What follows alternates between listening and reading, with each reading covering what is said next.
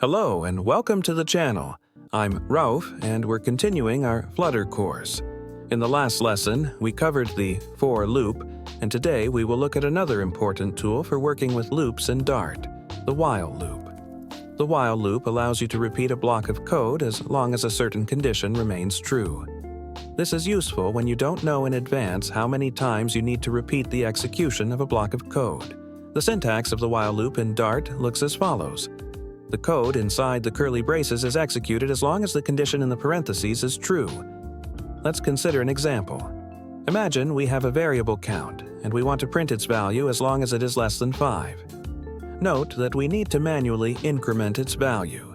Initially, count is 0. The condition count 5 is true, so the code block inside the loop is executed. Each time the code block is executed, count is incremented by 1. When count becomes 5, the condition count 5 becomes false and the loop stops executing. Let's run the code and see the result. As you can see, the numbers are printed to the console as we wanted. You might think, why do we need the while loop if we can achieve the same thing with a for loop? And you'd be partially right, as many operations can be performed with either for or while. But the difference is that the for loop is usually used when the number of iterations is known. Its syntax includes initialization, condition, and variable modification in one line.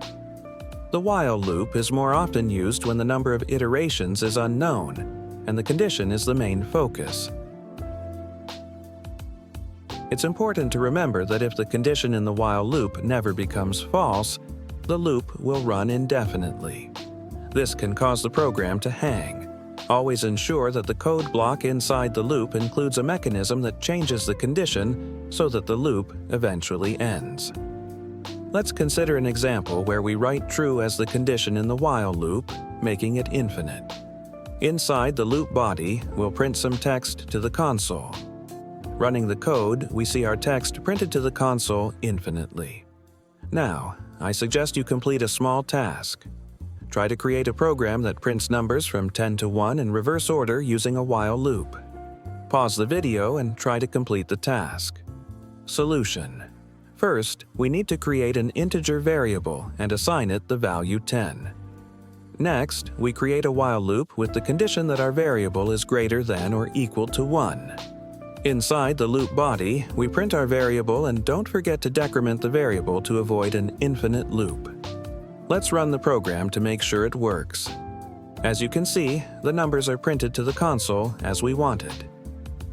Thank you for watching. If you liked this video, don't forget to give it a thumbs up and subscribe to the channel so you don't miss new lessons. See you next time.